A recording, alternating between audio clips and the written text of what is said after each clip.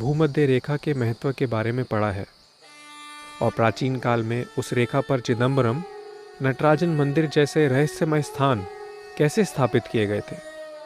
साधकों के लिए चुंबकीय भूमध्य रेखा क्यों महत्वपूर्ण है? जब हम चुंबकीय भूमध्य रेखा कहते हैं तो हम उत्तरी ध्रुव और दक्षिणी ध्रुव के एक तरह से शून्य प्रभाव की बात करते होते हैं।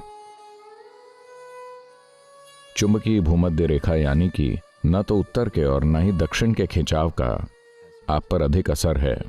आप एक ऐसे स्थान पर हैं जहां असर लगभग शून्य है। तो जब आप चुंबकीय भूमध्य रेखा पर हों तो यह आपकी ऊर्जाओं को ऊपर की ओर उठने देती है। यह ज्यादा आसान हो जाता है क्योंकि कुछ भी टेढ़ा नहीं है। अगर आप उत्तरी क्षेत्र में हैं तो उत्तरी खिंचाव एक खास तरह से मौजूद होगा, तो आपका सिस्टम हमेशा उसके साथ तालमेल में होने की कोशिश करता है। ये कुछ ऐसे है, अगर आप अपनी कार चला रहे हों तो पहिए में अलाइनमेंट में थोड़ी सी समस्या से वो लगातार एक तरफ खींचती है, लेकिन आप संभाल सकते हैं, है ना। कोई भी कार ट्रैक पर, शायद फॉर्मूला 1 रेसिंग कार के सिवाय शायद कोई भी कार वाकई बिल्कुल ठीक से अलाइन नहीं होती। उनमें से सभी या तो दाहिनी या बाईं तरफ खिंचती हैं, लेकिन शायद वो बहुत हल्का हो कि आप परेशान ना हो। पहली बात, ज़्यादातर लोगों को तो इसका पता भी नहीं चलता। अगर आप स्टीयरिंग से हाथ हटा लें और गाड़ी चलाएं तो वो सीधी नहीं जाएगी। थोड़ी दूर वो सीधी जाएगी और फिर तिरछी, और फिर सड़कें भी अच्छी नहीं हैं। परफेक्ट समतल सड़क जैसी कोई चीज़ नहीं होती, तो उसमें सड़क का भी हाथ है। खैर, जो भी हो, यह असंभव नहीं है, लेकिन चारों पहियों को परफेक्टली अलाइन करना लगभग असंभव है। ऐसी कोई चीज़ नहीं होती। एक आम साधारण कार में यह संभव नहीं है। रेसिंग कार में वो इसे करने की कोशिश कर रहे हैं क्योंकि वो इतनी ज़्यादा स्पीड पर पहुंच रहे हैं कि अगर अलाइनमेंट ठीक नहीं है तो ये ज़रा सी अलाइनमेंट समस्या रेस ड्राइवर को कुछ ही सेकंड में कॉर्नर में स्लो कर सकती है। तो वो इसे परफेक्ट बनाने के लिए काम कर रहे हैं, बिल्कुल सटीक अलाइनमेंट। मुझे नहीं पता कि क्या उन्हें भी वो बिल्कुल सटीक अलाइनमेंट हासिल हो पाता है या नहीं, लेकिन लगभग सटीक अलाइनमेंट से वो काम चलाते हैं। तो जब आप चुंबकीय भूमध्य रेखा पर होते हैं तब आप चुंबकीय दृष्टि से लगभग सटीक अलाइनमेंट में होते हैं। इसका मतलब है कि उत्तर की ओर कोई खिंचाव नहीं है और दक्षिण की ओर कोई बल नहीं है, जिसका मतलब है कि आपकी ऊर्जा ऊपर की ओर उठने के लिए ज्यादा आजाद है, और अब केंद्रीय बल के कारण भी ये ऊपर की ओर उठती है। इसका मतलब कि जीवन अपने सर्वश्रेष्ठ पर नृत्य कर रहा है। तो वहां पर नटराज को यह दर्शाने के लिए स्थापित किया गया कि यहाँ जीवन अपने शिखर पर है। अगर आप वहां हों और सही चीजें करें तो आपका जीवन अपने नृत्य के चरम प्रदर्शन पर होता है। जब हम डांस कहते हैं तो हम हमेशा सोचते हैं कि मैं नहीं जानता कि आप क्या सोच रहे हैं। मैं नहीं जानता कि आप रॉक एंड रोल किस्म के हैं या हिप हॉप किस्म के हैं या बॉलरूम किस्म के हैं या भरतनाट्यम किस्म के हैं। हम नहीं जानते कि आप किस किस्म के हैं, क्योंकि जब हम डांस कहते हैं तो उसका मतलब अलग अलग लोगों के लिए अलग अलग होता है।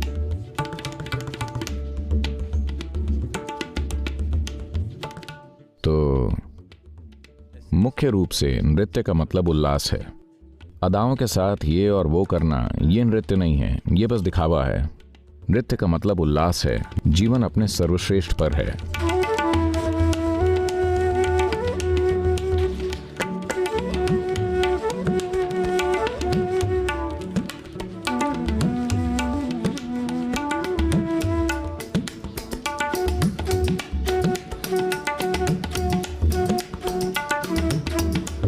तो आज भौतिक वैज्ञानिक सब एटॉमिक कणों के खेल को कणों के नृत्य के रूप में बताने की कोशिश कर रहे हैं।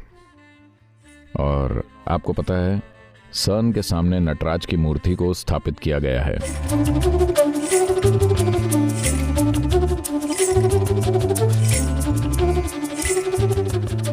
तो आपको पता है, वहां पर वो परमाणुओं को आपस में टकराने की कोशिश कर रहे हैं, मानो धरती पर टकराव काफी नहीं है।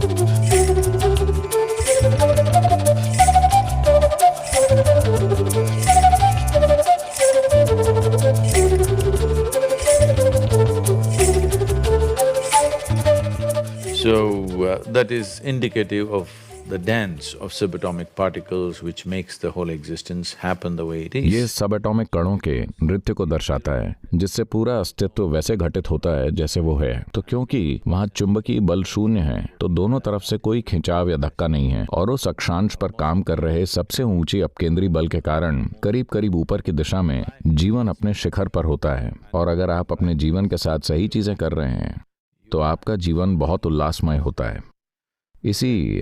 इसी से संस्कृति शब्द आया है, जिसका मतलब है कि संभाव में होना, समबुद्धि। चुंबकीय भूमध्य रेखा संभाव और उल्लासमय होने की सूचक है। तो उल्लास के सर्वोच्च स्तर पर और सर्वश्रेष्ठ संभव संभाव में अगर अलाइनमेंट बढ़िया है, गति बढ़िया है, तो वही विजेता होता है। तो इसीलिए चिदम्बरम के मंदिर में शिव का एक आयाम शून्य का है या रिक्तता का है। लोग इसके बारे में आकाश के रूप में बताते हैं, क्योंकि ये तत्वों में से एक है। वो आयाम भी वहां पर है, क्योंकि जीवन के निश्चलता के भौतिक अनुभव में जो सबसे करीबी चीज लोग जानते हैं वो आकाश है। दूसरे सारे तत्व गतिशीलता की एक खास अवस्था में हैं। आकाश निश्चल लगता है, ये पूरी तरह निश्चल नहीं है, लेकिन ये निश्चल मालूम पड़ता है। तत्वों में से सबसे ज्यादा निश्चल और मौन तत्व है। तो वहां आकाश की पूजा होती है, और एक प्रक्रिया है जो खालीपन है, या माफ कीजिएगा, शून्य है। शून्य का मतलब है भौतिक प्रकृति से परे, और वहां नृत्य है। तीनों एक ही मंदिर में